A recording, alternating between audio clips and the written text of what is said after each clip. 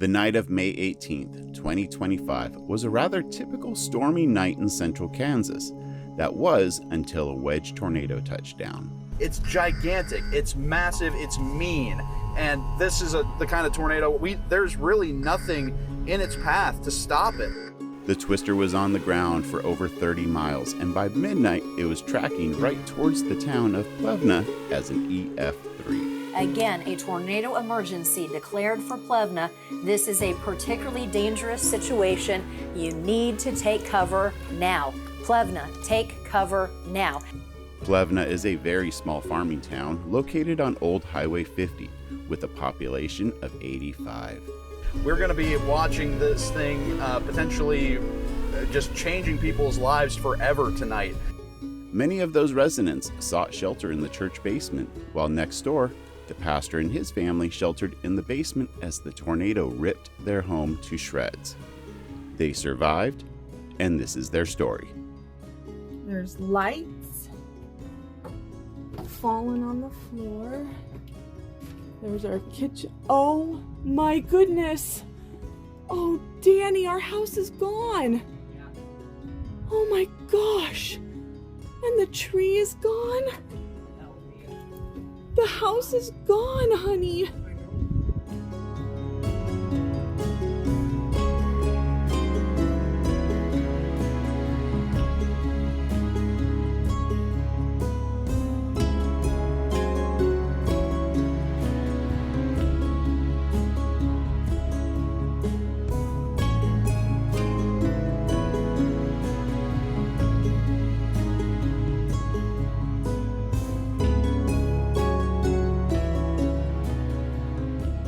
Hello, this is the Green family from Plevna, Kansas. David, Hey. Larissa, and I'll let the kids introduce themselves. Okay. I'm Danny. I'm Emily. I'm Corbin. You guys survived a tornado, right? Mm-hmm. Was it scary? No. No?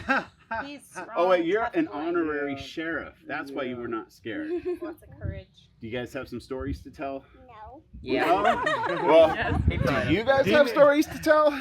Corbin knows how not to get questioned. All right, well, we're going to take a walk and go hear some stories. All right. So a few weeks ago, we came down to Plevna and just brought ice cream because what else will put a smile on people's faces? Oh, got to unlock it first. There we go. What is that? That's a giant. Okay. You want to grab some? They're back in the freezer section. That's the shorty to grab. Let's see. That's it. Those are the two. Oh, okay. All right, so It is an ice cream truck. It's a 4x4 ice cream truck. popsicles? Popsicles! Oh, wow. That's a okay. yes. We have a popsicle guy. And a yellow one, if you don't mind. Ooh, and they're real fruit popsicles too. Okay, got it. But there's the Who knows unhealthy what corn color? syrup ones in there as well, if anybody wants high I've fructose got corn one syrup. more yellow one. Okay, you and I are both mic'd up. Yep. And let's start off with telling us about Plevna and your time here. How long have you lived in Plevna? I've been here for 17 years, and I've been basically the town pastor the whole time. There's only one church in town, so I'm it, and I've gotten to know the town pretty well. Yeah, it was originally established as like a lot of little towns.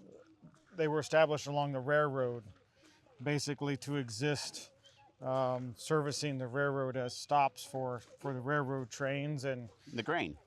yeah, and grain could come onto it. And our co-op closed down.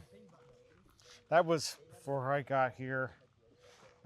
So it's just kind of gradually lost the functionality that it had, lost our post office. And so now actually somebody found a book on ghost towns, and our town was in it. Oh no, that's not necessarily a good status. And so we actually made fun of it, and we made a town shirt for the 125th anniversary of our town. said, you know, come to Plevna, a living ghost town.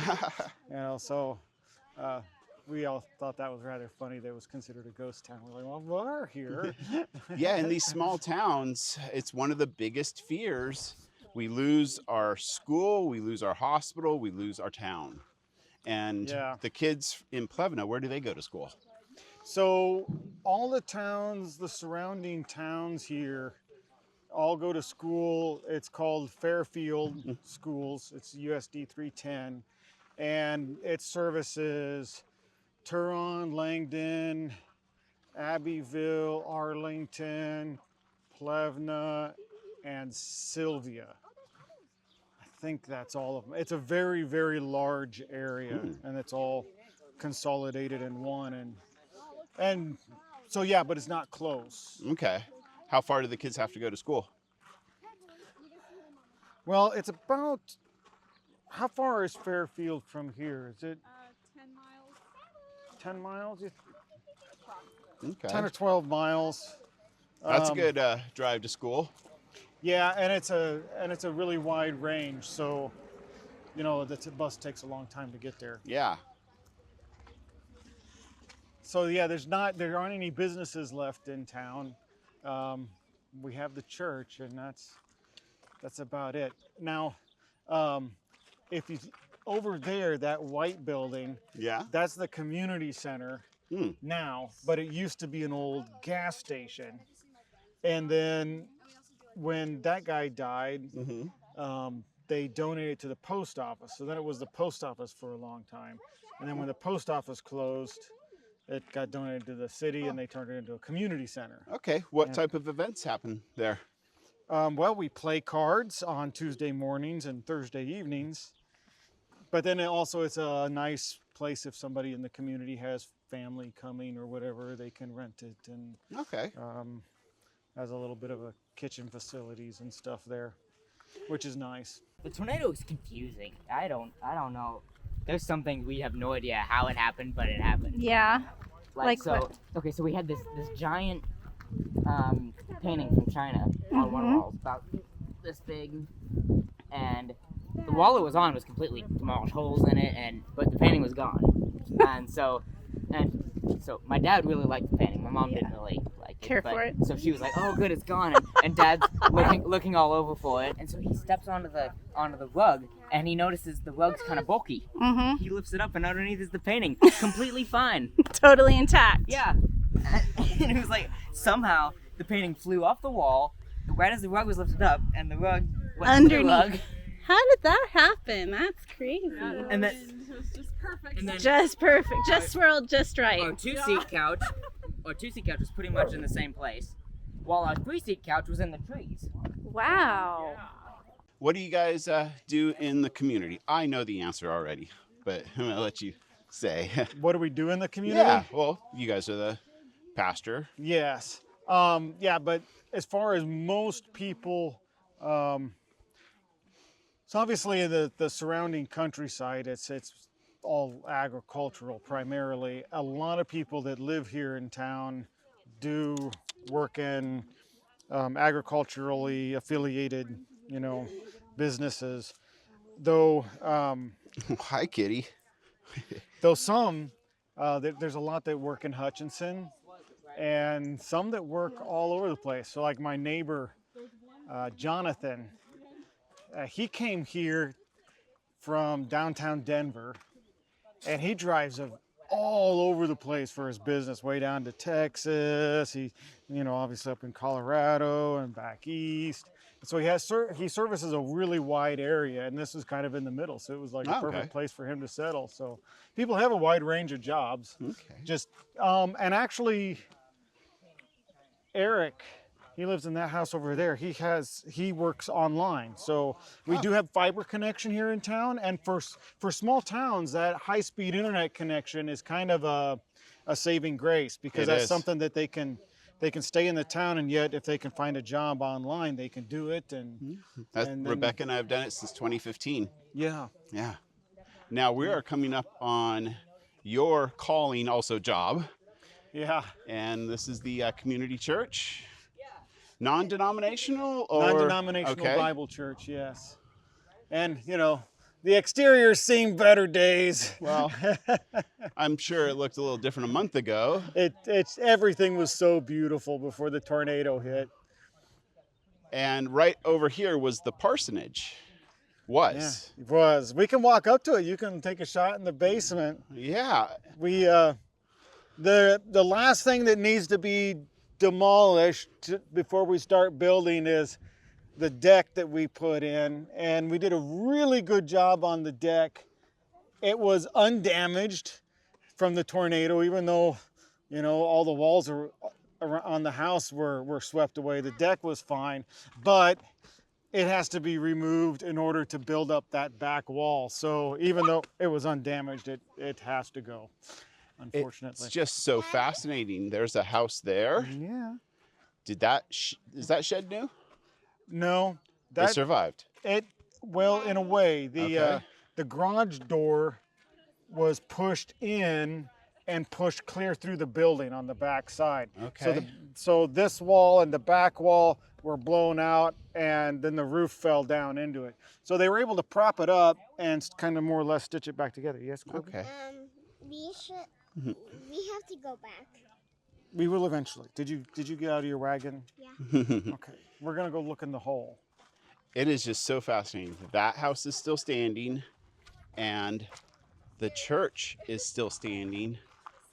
This house that you guys were in is not standing anymore. No, it got wiped out. Wow. I see some building materials that have been delivered. Progress is coming along. Where are you guys at now? Yep. Well, we got the new stem wall poured for the foundation, and then we'll start. Once we get the frames off, we'll start laying down the floor trusses and hopefully getting rocking pretty quick then. You can see inside the basement here where we had to take everything out.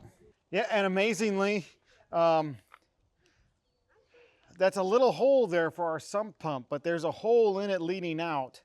And even though we got like 4 inches of rain in the past week and a half, this basement's not full of water. So that little hole is doing its job. Wow.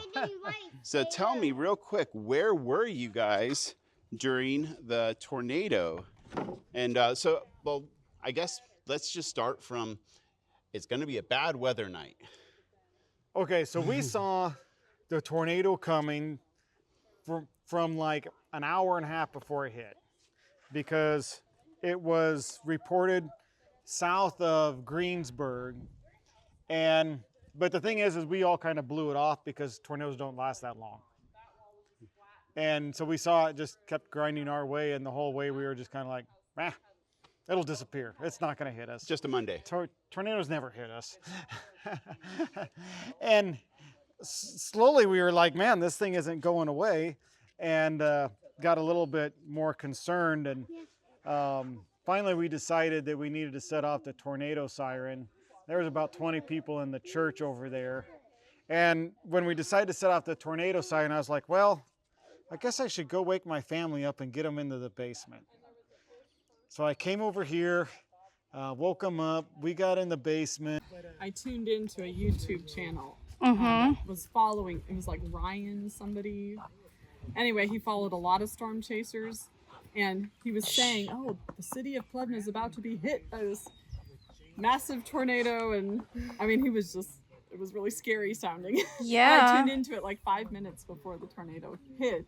Oh my Was god. that when I went to go get I Misty? turned the sound way down so The kids couldn't hear couldn't. Oh, I could still hear it. what I was. I could still hear it. That must have been very. This is one of the things I've said is, it must be very surreal to sit, whether it's a tornado or a hurricane, and you know it's coming right at you, just to sit and wait for it to come. Like, how that felt. Get really scared, Mhm. you know, of course, but I didn't. I don't know if it was just I didn't believe it would really hit us. It originally was not headed for us. It was going it was going to go in between us and Sylvia. Mhm. That was the original path. Yeah. But then it 90-degree turned almost. I mean, not completely 90 Well, degrees. actually, Close, first yeah. headed to Abbeville. But they never reached it. Yeah. Anyway. Yeah, it was interesting because, like, I mean, then once we got under the stairs, and it was a sure thing it was gonna hit us. The kids were terrified, but I was still just. I was probably like the I most just don't terrified remember out of feeling. everybody. Yeah. There's probably an element of shock and adrenaline that sets in, so you just. And I was comforting my kids. Yeah, you were focused elsewhere. I was scared, but I mean, I kind of had no. I mean, I knew what was coming because I'd learned a lot about tornadoes, so I barely knew. I think anything I about was it. kind of I was more excited, I think. So you had the adrenaline going. Pumping. Mm-hmm. Yeah. Which there's something to be said for that. It's a very much a survival mechanism for adrenaline to start kicking If in. you're just so afraid you freeze up. Mm-hmm. Versus being able to make a move and. Yeah. Well, and our neighbor, he heard the tornado was coming, so he got in his truck and went to hutch. Yeah. Just drove away. Well, and he's glad he did because his house, every window, Yeah. and they didn't just shatter, they imploded. Did they? So I wondered how that there wasn't happened. a room that had had glass embedded in the walls. Oh my because gosh. it just, if he was in there, he would have just been shredded because Sure. it just imploded. And like he said, there's cracks in his walls because it just compressed. Mm-hmm. Mm-hmm. I mean, it is amazing more houses didn't get destroyed. Yeah. But Like the house across the street and that shed over there, the roofs of those buildings were just at the edge of the nails. And Oh gosh. people who So like they got looked them pulled over out. Said if it had lasted a couple more seconds, they would have lost their roofs. Wow. So But so like with the window problem, I was hearing some people like the Chase who's saying that if there's a tornado coming towards you, you want to at least try to open at least one window, so the To let it pressure to pressurize? release the pressure. Mm-hmm. yeah, And I didn't know that. that was one thing. That's I good knew to the know. tornado had arrived. I didn't hear it, but I could feel Feel it? my ears. The ears just started popping, Mm-hmm. and I knew that, and so like our ears started popping. I'm just like, everybody duck.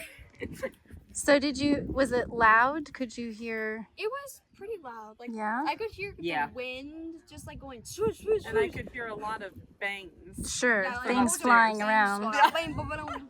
Loud bangs. That's what I Uh-huh. mainly remember. Mm-hmm. It seemed to last a very short time. It was pretty quick. Got two So it seconds. wasn't that thing where it's only 5 seconds, but it feels like it was 5 minutes. Not to me. Maybe Okay. that- Everyone's different. You stayed in real time. I was upstairs about 5 minutes after it hit, Yeah. pretty quickly. Yeah.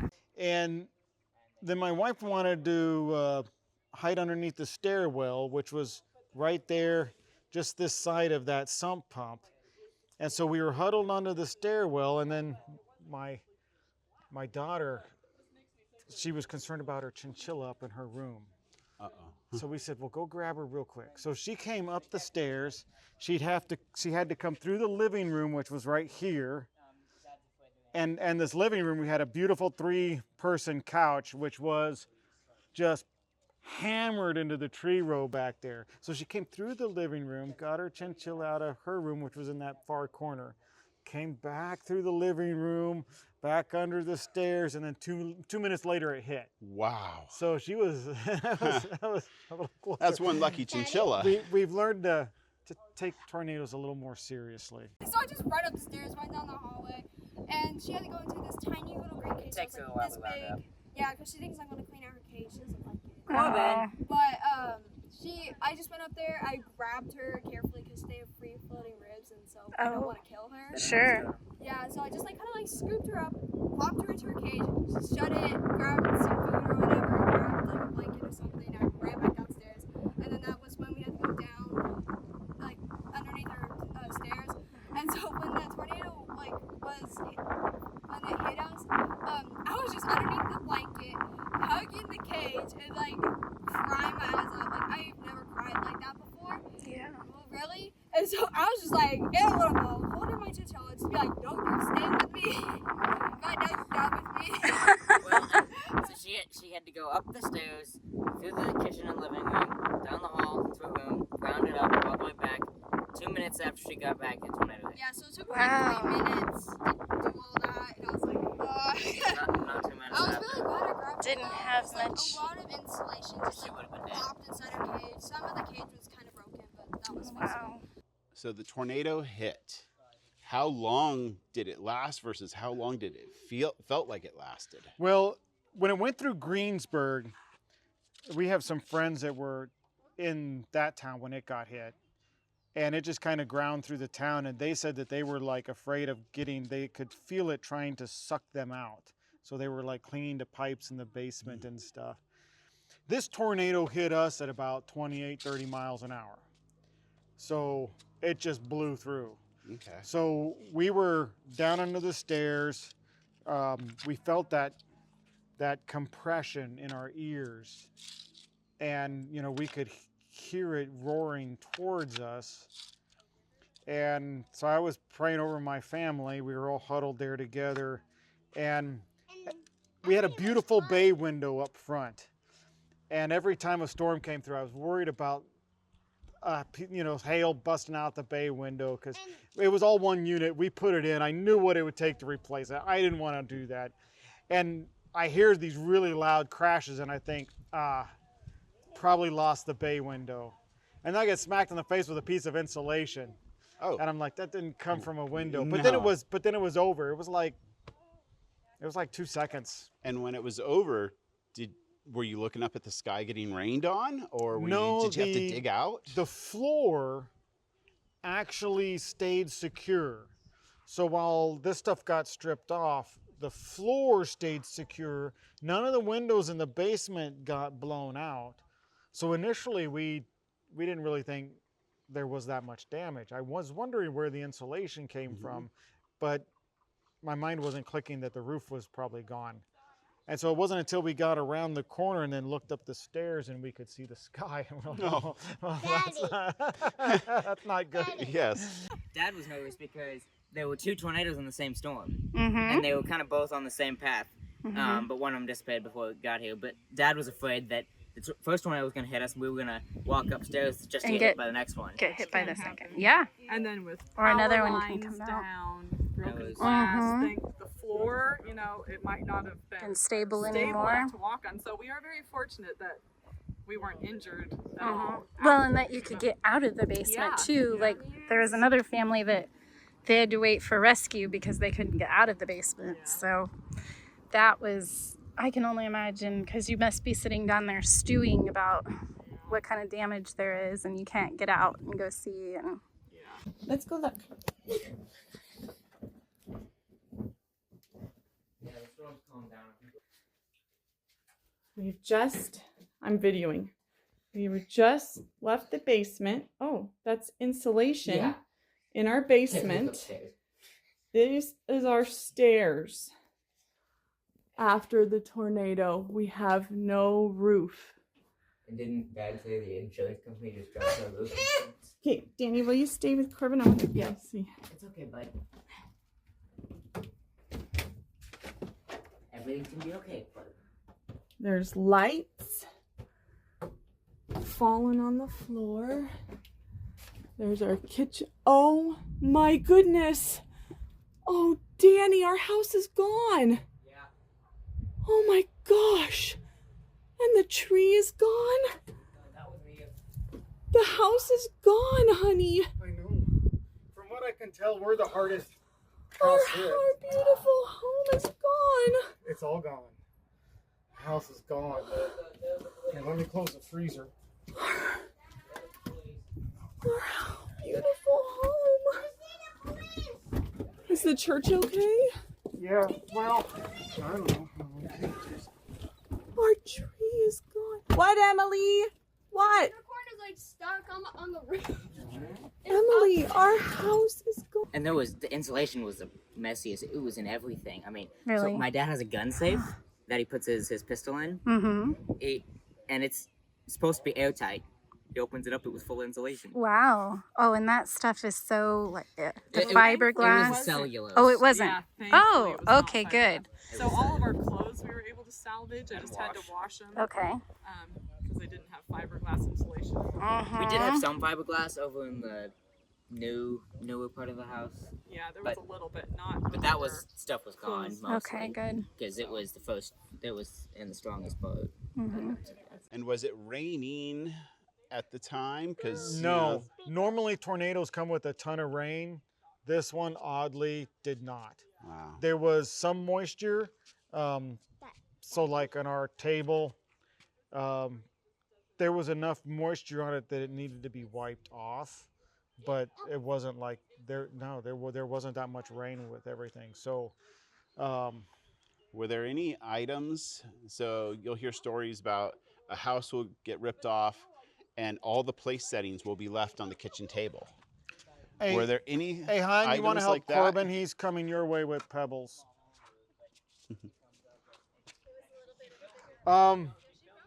Okay, so no, because our table, okay, so this wall was gone, that wall was gone, that wall was gone. A couple of the walls back there where the bedrooms were intact, even though the roof was completely gone. But so our dining room table was right here, and the table was still there, but no, just about everything here went off that direction. Okay.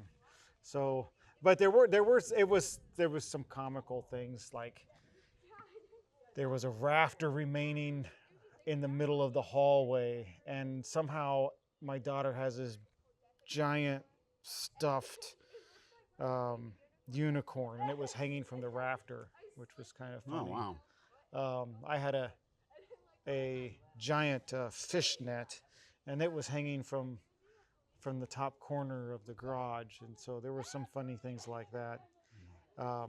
But yeah, there were some things that weren't damaged, and other things that were just demolished. So you guys came upstairs, obviously check on your own family, everybody around you. Your next glance is over to the church, which is still standing, but it was missing. This whole side of the roof was gone, and they were able to fix that day. So you looked over there and there was just rafters. Okay. And so I was concerned about the people there, but they were coming out at the same time and they were all okay. So the chimney sustained some damage. Yes. Yeah, that'll have to be fixed yet. And what kind of a response was there that night and the next day and the next week? That night there was and the next day there was an amazing response, both from the emergency personnel.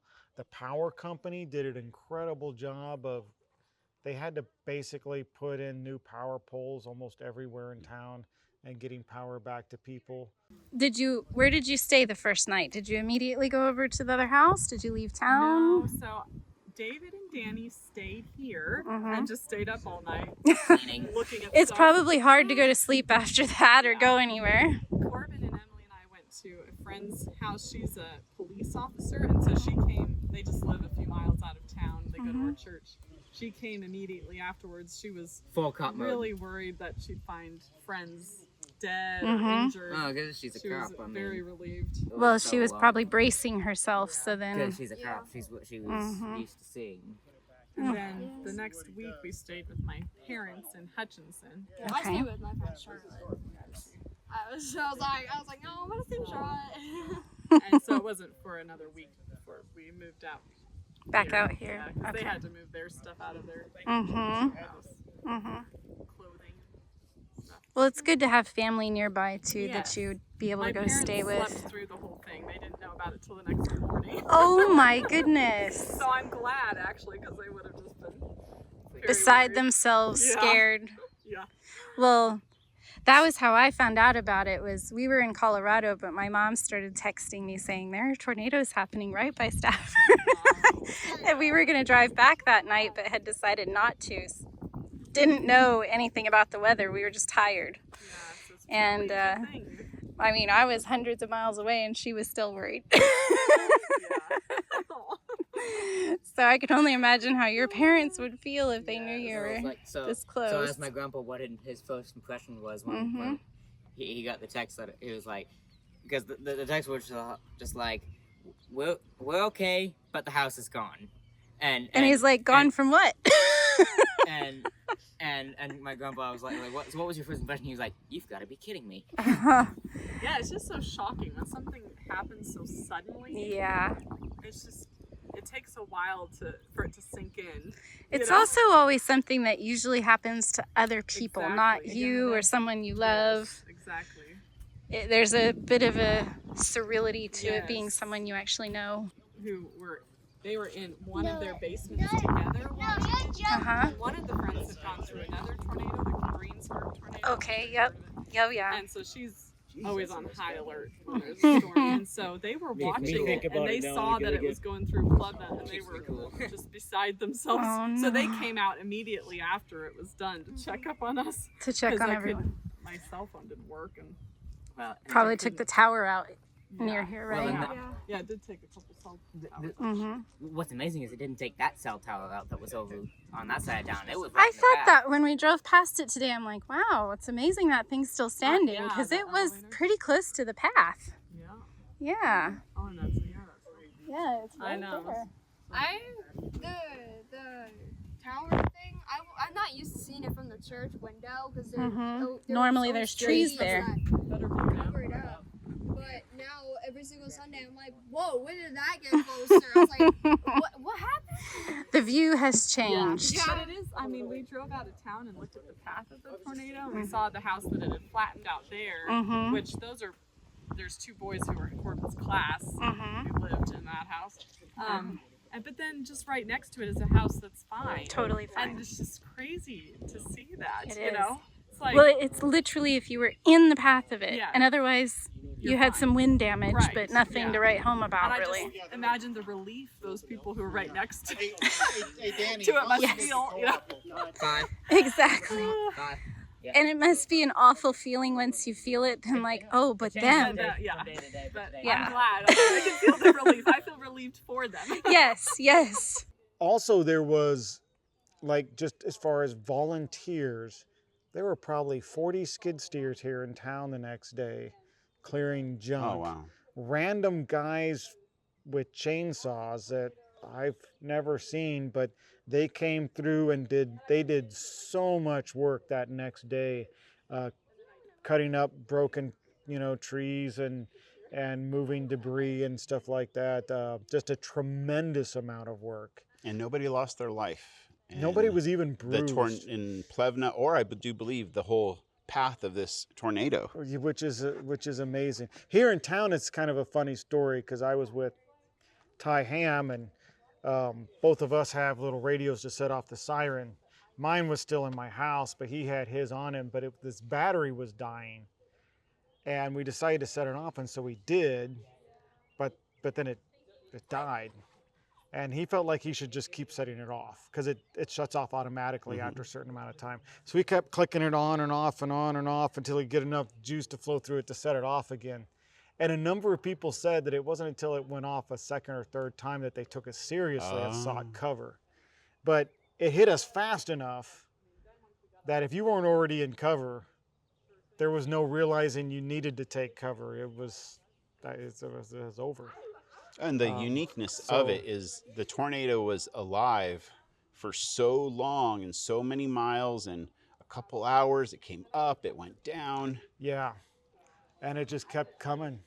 And it went about 4 or 5 miles north of town before it finally dissipated and went away. So kind of hit us with a bullseye. So what were the days like afterwards? People showed up to help clean up, and how did that go? People just descended on us. 7:30 in the morning, some neighbors came over to immediately start helping us salvage stuff. And by later that day, there was probably 30 people helping us. Some people I didn't even know. I had never seen in my life. And they were just clearing everything out of our house. I mean, they even took our washer and dryer out of the basement. Oh, wow. And someone took our meat out of our freezer and took it to their freezer. So and then moved the freezer out of the basement. Wow. Everything, almost, not quite everything, Fixed was the cleared out. They fixed the church roof in a day. They Like fixed the before church lunch roof the next day. because it was supposed to rain that night. So everyone was like, well, let's get all this out So that now. we don't get more water damage. So now all of our stuff is piled in someone's shed. Literally 10 feet high. And so we have to be slowly going through it. I just saw my dishes yesterday, and I think all my normal everyday dishes survived. My nice china didn't, but Oh. but at least I don't have Yeah, to the buy nice all china new- was in a cabinet that was on the side Okay. of the wall. Oh, so it's just pure Well, luck and of where some it was it at. survived, and so a boy, some teenage boy, and I got it out and put it in a tub wrapped in a curtain that I had found. And then the next day, someone had moved the tub and broken half the dishes. Oh no! So it wasn't even the tornado. So it's like some of the stuff we're gonna lose because of the help we got, not because of the tornado. But Which it's kind of like moving. There's an element of that you expect of like somebody's gonna drop a box. And my mom found a doily that my grandmother had crocheted for us for our wedding in a trash bag with trash. So someone had just stuck it in there. So thankfully she had looked through it. But oh well. That's not washing them. You're just getting them more muddy.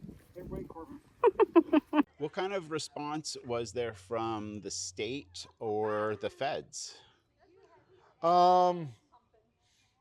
So far, nothing from either that I've seen. You have to meet a minimum disaster amount in order to qualify for anything. Oh no! And you can burn through a lot of small towns around here before you hit that minimum. No joke. So wow. Yeah, as far as what I've seen nothing. Okay. But the surrounding community has really helped out a ton. So it's counting on people, you know, your neighbors, your local electrical linemen. That's where I'd say to put your trust, not waiting around for the government to do something. Yeah. But you have to ask, because it's a question that's on everybody's mind when a disaster strikes, and you know, we're all citizens and some things are out of our control. Yeah, they are. And you know, that's one of the weaknesses that the government always has. It has to have standards. There has to be some minimum which qualifies as a disaster. Yeah. And every instance is unique. And so as soon as you put a standard there's somebody that's going to be failed by that standard. But there has to be a standard. So yeah. It's but 2 houses in Florida that are, you know, mansions would potentially make up that number, whereas some damage in a small town like Plevna is a completely different market. Yes. Yeah, absolutely. A really, really nice home here, probably going to sell for maybe 50,000, maybe 60, if it's nice enough. So yeah, it's definitely a completely different market. And I'm not actually sure how they factor in the cost of the loss, because I mean, some of these farmsteads that got wiped out, and there were a number of them that did. A combine is $500,000. Oh yeah, easy. And you may have had that combine for 15 years, paid off, and the replacement is just not feasible. No. No. So the farmers that got hit are probably the ones that suffered the most, because that's their business. That's also, it's not just their house was taken, their entire business was taken. And well, like with some of them, I mean, if you're 58 and your entire business was taken, and you know it's going to cost you like $3 million to get back in the game, are you going to want to do that? Well, we're going to spend all this time getting everything back together, and then we're going to then just have to work. Where they're like, do we just like cash out and go live the rest of our days? Yeah. Lease out the land or something for the farming? And that's a hard choice. That's a hard decision to make. Because it's a lifestyle, yeah. And you're also faced with, well, what am I going to do? Do I want to play golf all day, or do I love farming that much? Yeah. Yeah, and if it's if you have a bunch of kids that want to continue the family farm, that would be one thing. But if you don't, it's a hard decision. Yeah. And there's a lot of hard decisions, like, just talking to a lot of my neighbors, like how much effort do they put into building up, to rebuilding what they have, or interestingly enough, my neighbor, all the windows in his house got blown out. It had beautiful this used to be the old banker's house. So that's an interesting story because the bank was right down the street, and so the banker built his house on this plot of land so that he could look right down the street at his bank. And it had incredibly beautiful leaded glass windows. And so those aren't cheap. My neighbor doesn't have enough money from his insurance to replace them. So he's actually toying with the idea of learning how to make them himself. So he can put it back in. Yeah. We'll see what he does, but who needs vinyl windows? Yeah. But those historic windows are beautiful. And they were really beautiful. The inside of that house was pretty gorgeous because obviously it was the banker's house. It had to look good. The crew that replaced this roof saved the church building because you can see where there's new plywood up there. So all of that is new in that whole side, but they had a half an inch of rain that night, the next day after the tornado hit, and the damage inside would have been catastrophic if that roof wasn't replaced that day. And that is amazing. And they got it. They completely replaced it. So it's impressive how quick things can happen when people are actually working on them. Yeah, and as far as I know, it was all volunteer labor, like a bunch of people that knew what they were doing, and came out and got it done. Wow. Services again in the church? Yeah, the next Sunday. Oh, wow. We had a service. It was interesting. It was a pretty emotional service for everybody. The original parsonage was built by a lot of the fathers of people in the church back in the 70s. So it had sentimental value. Yeah, and then it was remodeled in 2019, and a lot of people in church helped with it quite a bit. So they felt the loss too, big time. So the first service we did, we just had people come share their stories or their testimonies. Didn't have a regular sermon or anything. And it was kind of horrifying for the people who were outside of town, for some of them who had family in town, because they were like talking to them on their cell phones. And one of the things the tornado ate up on the way here was the cell phone tower. So all of a sudden they just were talking dropped to them out on the cell phone, and the people here were saying it's here, and then the cell phones cut out. Oh man. So that was. So then you have to wait. But I'm so thankful the building is still there. I just imagine if it had also been destroyed, just the upheaval for all the church family, trying to find another, and it would have been fine because the church is the people, but it is really nice to have a building. It helps, especially with as much rain as we've been having. Yeah. So. It looks like you lost a little bit of the chimney up there. Well, yeah, and there's some siding damage. The roof went that way.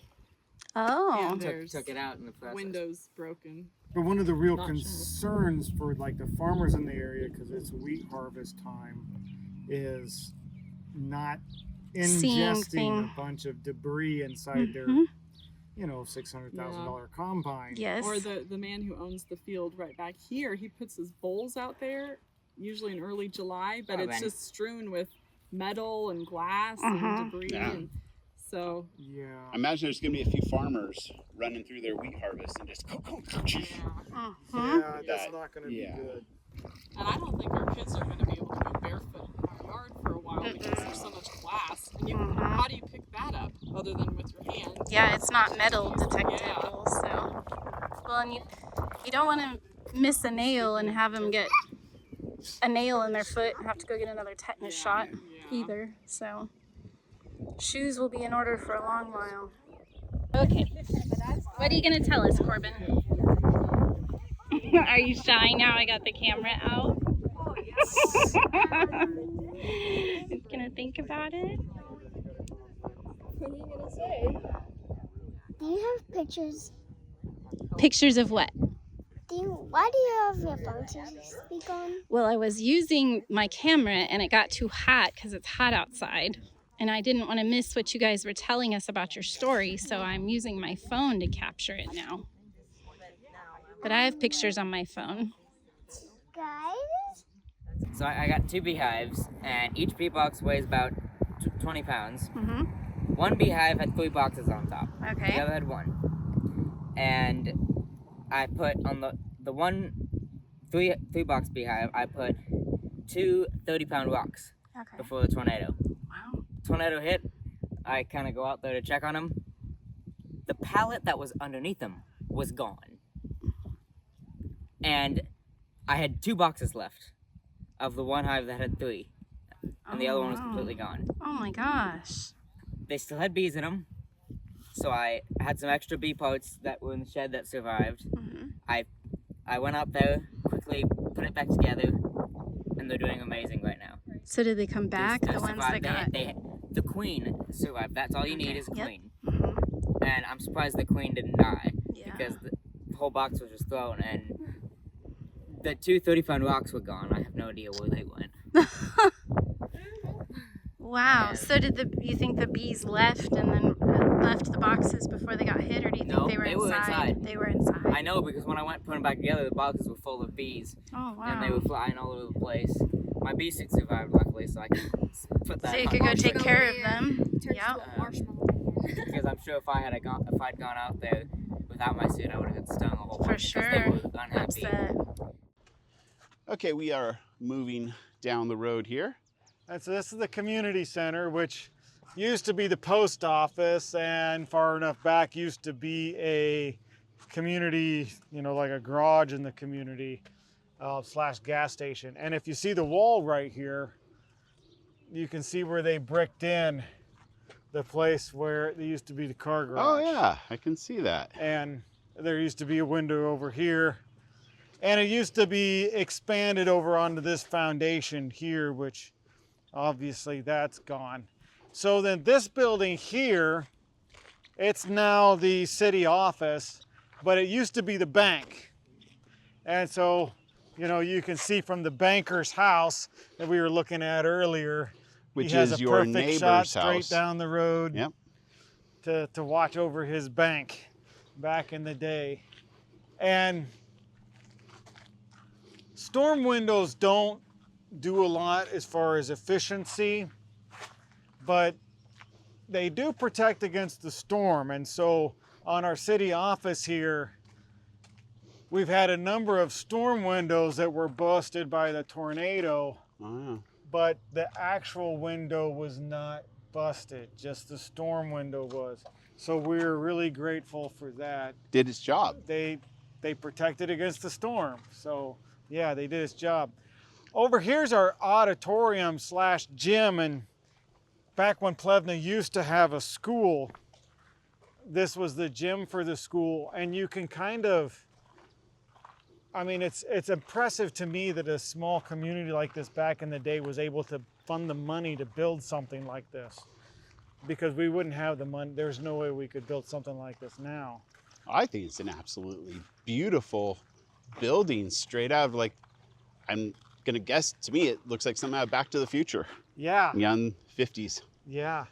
And the building, the roof on it had about 90% damage after the tornado. So we were thinking it was going to be a complete loss, but they were able to tarp it that night with the same type of tarps that co-ops use over grain or silage or whatever. And so they protected it that night against the rain that hit that night. And then this other guy was able to fix it, and it was about $53,000, I think. So that's a lot of money for a small town. What takes place in the auditorium in present day before the tornado? A lot of kids come here to play because it's a beautiful gym floor. 4 basketball hoops. So kids from the surrounding area will come here to play games.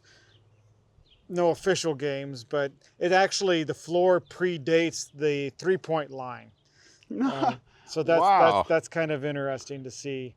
But then there's a lot of reunions, and right now throughout the summer, after the tornado, this was a center point for disaster relief for the town to meet. And so there were like meals that were provided here for the town residents. And we just all thought, you know, it'd be fun if we just continued meeting here throughout the summer every Friday night. And so we decided to do that. So Oh, that's it's kind great. of a community hub right now, which is nice. That's everything. Yeah. Community. Yeah. This tornado did. I mean, our town already was full of a lot of good people, but you know, I could go a month and a half without seeing my neighbor. And so the tornado did really bring the town together. And how many people in Plevna are living in these houses versus how many are either condemned or versus just they're habitable but nobody stays in them? Okay, so right now, I would say of all the houses in Plevna, I would say all of them are inhabited. Wow. Now, since I've been here 17 years, and in those 17 years, there's been a lot of houses that were not, and those houses have systematically been removed. Okay. So, and it's kind of sad because that's the story of small town life. You see more and more houses removed, you don't see new ones being built. Yeah. And that's kind of the depressing thing about it. But the ones that weren't inhabitable or weren't inhabited have already been removed. And that's probably been like, I'm guessing 6 of them since I've been in here. So not a terrible number. What we've learned in Europe, for mainly Italy right now, but they have €1 homes. Now in Europe, they are experiencing an aging population and a generation gap because there was a brain drain. So these people left the villages on, you know, the countryside of Italy. Now there's just the elders. The elders are dying off. The houses are falling into decay. Yeah. €1 homes, if you invest and rehabilitate a certain number of dollars or euros into the project, you can get a home for €1. Yeah. If they could do something like that in these towns across farm country. And there's some towns in Kansas that if, like for instance, if you're willing to build a home there, they'll give you the land. There's other ones that if you're gonna agree to stay in a place for like a decade, yeah, they'll give you the house. There are a number of things that you can try, but to do that, the city first has to own the house. Yes, which is a messy thing. Can be a messy thing, but otherwise, so like I grew up in a small town in northeast Nebraska. Mm-hmm. And it used to be a lot bigger. When I lived there, it was about 330 people. And so all through my childhood, there were these beautiful, massive, in some cases, 3-story Victorian houses that one after another were condemned. And then the volunteer fire department would burn them down. And it was just, it's such a shame to see a house that is beautiful, could be still used, not kept up, fall into disrepair. And now they're just a money pit. Yeah, and had to be torn down. Small town life in that aspect of it can be kind of depressing. I think we're at a crossroads of, sadly, there is no stopping artificial intelligence right now. And I hate to say it, unless humans put their foot down, it's going to start coming for a lot of the jobs that humans do. But until that date, there are remote workers, and some of these small towns, if they had some creative ways of getting people into the communities, they might have a chance at making it a little bit longer. Because Stafford, swimming pool, they have a couple parks, they have school, they have a hospital, golf course, they have all this stuff. They have a lot of stuff going for them. But only 900 people. Yeah. And how are you going to get more people to move there? That's always the big question. Well, and that's one of our main objectives with this channel, is to bring light to small town America. And if we can just get 1 or 2 people to move to any small town, that would be a victory. Well, and it's like the story of our small town. So like there's hope there, because small towns are great places to raise kids. No metal detectors at the schools. No metal detectors. Hey, and if you want to build a house, there aren't any housing codes here. There's no red tape you have to jump through. But like we have, you know, like my neighbor, he comes from downtown Denver. He was tired of that life. He wanted a nice, peaceful, quiet atmosphere. Rented the house out here and then bought it just because he fell in love with it. He's like, he doesn't have to worry about anything out here. We have another guy that's here from, he was living in Hawaii for a while, and then through a random chain of events, he landed here. And so it is interesting that the people that find their way to the small town life, because it is a great place to raise kids. The sense of community does not exist in the suburbs outside of a big city. Yes, there are, you know, you can have an enriching life, but there's just a certain Americana that's in small towns. Yeah, I know everybody in the town. Yeah. We can spot when a stranger is in town because we don't recognize the vehicle. And they're driving around handing out ice cream to people. Yeah. You got to ask whether that ice cream's legal in all 50 states.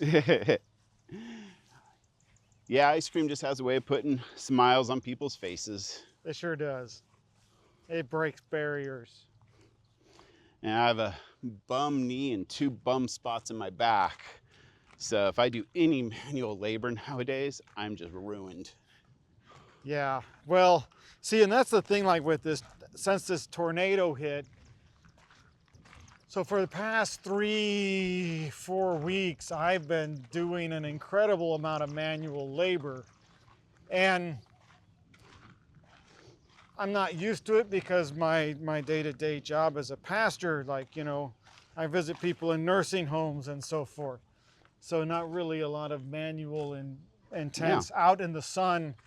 Thankfully, I'm young enough and have stayed in shape enough that I'm making it through it. But it's not easy to make that adjustment from an inside job to one where you're outside working hard out in the sun all day. It does really affect you. But at the same time, being outside feels good. I have to admit, I stare at the computer working way too much. Everything we do aside from real estate, is based more or less around the computer and connectivity. Yeah, well, and the opposite's also true. When my wife and I spent a year in China teaching English at a school there, and we came out here, and before I got a better, more permanent job, I worked for a professional lawn care company. So I was outside all day, every day, working really hard. It about killed me at first, but then I got used to it. And then I got a job as a sales supervisor for the Office Max in Hutchinson. And then I was inside all day under fluorescent lights. And that was every bit as hard as the transition to being outside every day. I mean, it works both ways. Yeah. When you're out used to being in the sun, going back inside it hits you pretty hard too. Before we started our nomadic phase of life, I have a U.S. Coast Guard captain's license, so I ran fishing charters in our town. Sweet. And that was a great weight loss plan. Because we go out for 10, 12 hours a day, and you're just rocking back and forth on the open ocean, and you're too busy to really eat much. So I'd lose 20, 30 pounds. You're constantly working your muscles. Yep. I spent 5 years in the Marine Corps. Thank you for your service. And spent a while on ship. And I loved it being out on the ocean. There's nothing quite like it. Now I'm in the middle of Kansas. Yeah. As far from the ocean as you can get. Darn near smack in the center of the country. Yeah. I believe up near Topeka's the center of the lower 48. Yeah, you can see as we're walking around just the devastation on the trees. Yeah. That's one of the saddest aspects of the whole thing. Well, maybe in a year, the fresh limbs will come out and they won't quite look so They might not stressed. look quite as horrible. Yeah. But there was a big ice storm in 2008, big enough that our town didn't have power for 2 weeks. Wow. So many limbs down.